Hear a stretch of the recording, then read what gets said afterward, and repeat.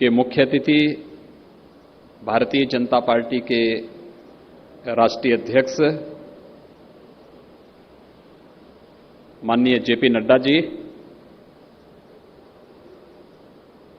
उत्तर प्रदेश के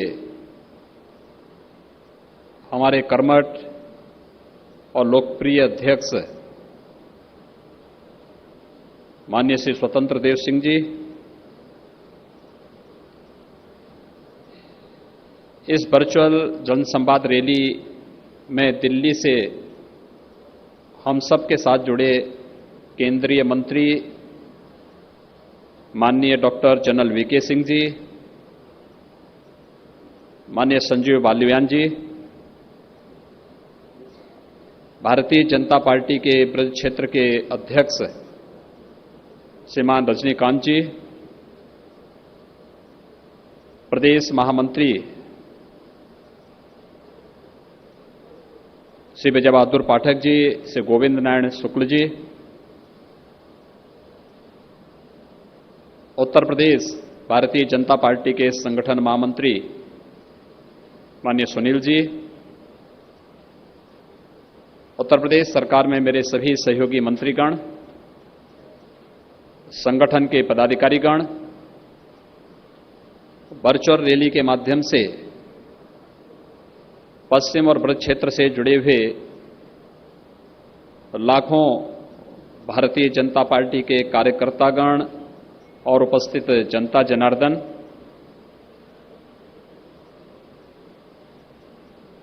वैश्विक महामारी कोरोना संकट के दौरान कार्यकर्ताओं से और आम जनता से सीधे संवाद टेक्नोलॉजी के माध्यम से करने के लिए मैं पार्टी के राष्ट्रीय अध्यक्ष माननीय जेपी नड्डा जी का हृदय से स्वागत करता हूं, अभिनंदन करता हूं।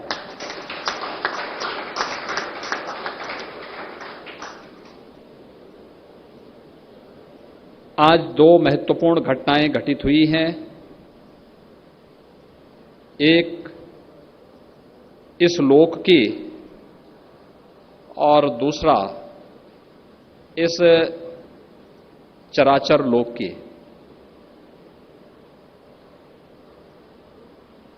हम सब जानते हैं कि एक बड़ा खगोलीय आयोजन भी आज था, इस सदी का पूर्ण सूर्य ग्रह,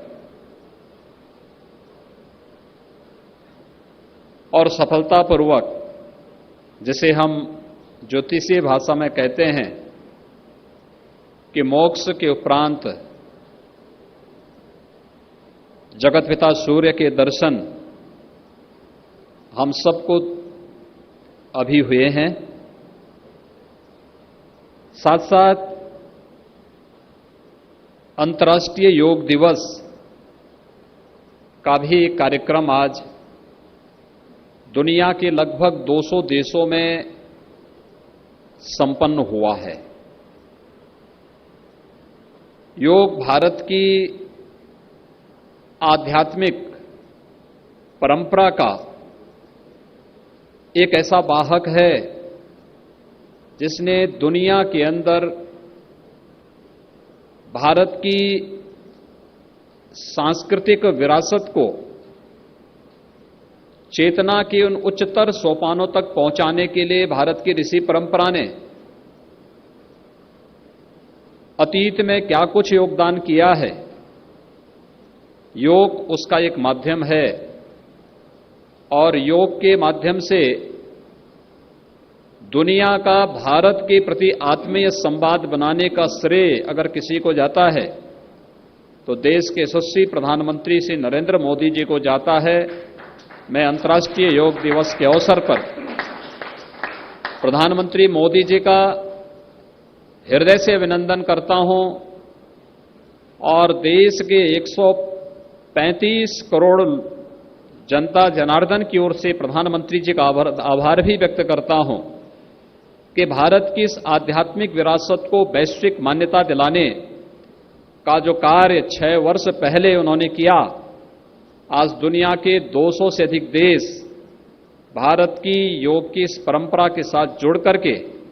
भारत के साथ एक प्रकार का आत्मीय संवाद भी बनाए हैं। कोरोना के संकट में आपने कुछ चीजें अवश्य सुनी होंगी और वह सुनी है, एक कि कोरोना का खतरा उन लोगों को कम है जिनका इम्यूनिटी सिस्टम मजबूत है। यानी इम्यूनिटी सिस्टम मजबूत किसका? स्वाभाविक रूप से जो अध्यात्म की शरण में है। यानी योग हमारे इम्यूनिटी सिस्टम को मजबूत करता है और यह भारत की परंपरा ने दुनिया के अंदर न केवल शारीरिक रूप से बल्कि मानसिक रूप से भी स्वस्थ बनकर के हम उन उच्चतर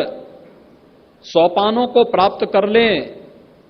जहां तक अब तक चेतना नहीं पहुंच पाई है, यह भारतीय मनीषा निरंतर कहती रही है। और यही कारण है कि योग के बारे में जब हम बात करते हैं तो भारत की ऋषि परंपरा इस बात को कहती है कि न तस्य रोगो न जरा न मृत्यु प्राप्तस्य योगाग्निमयम शरीरम। यानी योगाग्निमय शरीर जहां प्राप्त होता है, जिसे प्राप्त होता है, वहां न बुढ़ापा है, वहां न रोग है और वहां न मृत्यु है। और आज कोरोना संकट के दौरान दुनिया ने भारत की योग की इस ताकत को महसूस किया है और आदरणीय प्रधानमंत्री नरेंद्र मोदी जी के कारण यह दुनिया के क्षितिज पर भारत की आध्यात्मिक पताका की एक धमक थी और उसका छठा संस्करण भी आज संपन्न हुआ है। स्वाभाविक रूप से इसका श्री प्रधानमंत्री नरेंद्र मोदी जी को जाता है। हम सब प्रधानमंत्री नरेंद्र मोदी जी का आभार व्यक्त करते हैं। भाइयों बहनों, इस सदी के सबसे बड़े आपदा का वर्तमान में हम पूरा देश और पूरी दुनिया मुकाबला कर रही है। कमोवेश दुनिया के अंदर वर्तमान में लगभग 1 करोड़ लोग कोरोना के संक्रमण के चपेट में हैं। भारत दुनिया का सबसे बड़ा लोकतंत्र है और सबसे बड़ा लोकतंत्र होने के बावजूद यहां पर जितनी स्वतंत्रता भारत के अंदर है, जितनी मौलिक स्वतंत्रता भारत के नागरिकों को प्राप्त है, दुनिया के अंदर अन्य देशों में इस प्रकार के दुर्लभ संजोग भी नहीं उपलब्ध होते। हम सब सौभाग्यशाली हैं कि भारत की धरती पर जन्म लेने का सौभाग्य प्राप्त हुआ। भारत जैसे दुनिया के सबसे बड़े लोकतंत्र में हमें जन्म लेने का सौभाग्य प्राप्त हुआ और लोकतांत्रिक मूल्यों में विश्वास करते हुए जिस मजबूती के साथ प्रधानमंत्री मोदी जी के दूरदर्शिता और त्वरित निर्णय की शक्ति ने भारत को कोरोना संकट से बचाया है, यह दुनिया के सामने एक उदाहरण है। अगर आबादी के हिसाब से हम देखेंगे तो भारत और अमेरिका की ही हम तुलना कर लें तो भारत की आबादी 135 करोड़, अमेरिका की कुल 33 करोड़। और अगर संक्रमण और मृत्यु की दर को अगर आप देखेंगे, भारत में अब तक कुल 12,000 मौतें और अमेरिका में 1,20,000 से अधिक मौतें अब तक हो चुकी हैं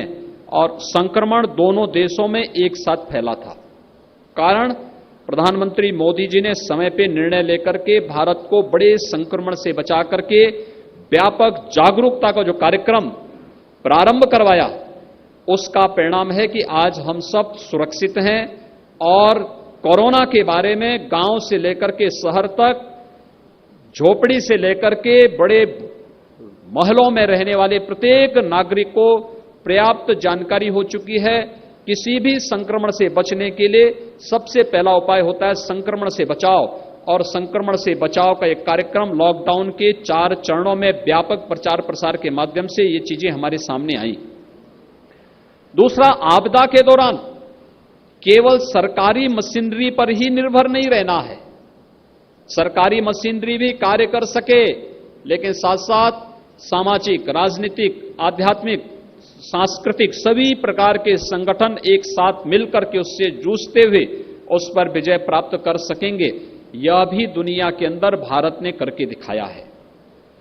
आज जब दुनिया के अंदर तमाम देशों में कोरोना संकट के दौरान बड़े बड़े उपद्रव हो रहे हैं, लोग सड़कों पर उतर रहे हैं, सरकार की नीतियों का खिलाफत कर रहे हैं, वहीं दुनिया का सबसे बड़ा लोकतंत्र भारत पूरे सम्मान और पूरी श्रद्धा के साथ भारत सरकार के साथ कदम से कदम मिलाकर के 135 करोड़ की जनता प्रधानमंत्री मोदी जी के साथ खड़ा होता हुआ दिखाई दे रहा है। लोक कल्याणकारी पैकेज कैसे होना चाहिए, यह भी प्रधानमंत्री मोदी जी ने लॉकडाउन प्रारंभ होने के तत्काल बाद 26 मार्च को और उसके बाद दूसरे चरण के लॉकडाउन के संपन्न होने के साथ ही पीएम 20 लाख करोड़ रुपए का पीएम पैकेज की घोषणा करके जो कार्यक्रम, जो गरीब कल्याणकारी योजनाएं घोषित की, वो अभूतपूर्व है। मैं अभिनंदन करूंगा अपने राष्ट्रीय अध्यक्ष जी का, जिन्होंने कोरोना संकट के दौरान भारतीय जनता पार्टी के हर एक कार्यकर्ता का आह्वान किया और वह कार्यकर्ता आह्वान करने के साथ ही जगह जगह प्रशासनिक मशीनरी के सहयोग के लिए खड़ा होता हुआ दिखाई दिया। डोर स्टेप डिलीवरी करनी हो, भोजन के पैकेट बनाकर के उपलब्ध कराने हो, कहीं पर कोई सहायता उपलब्ध करानी हो,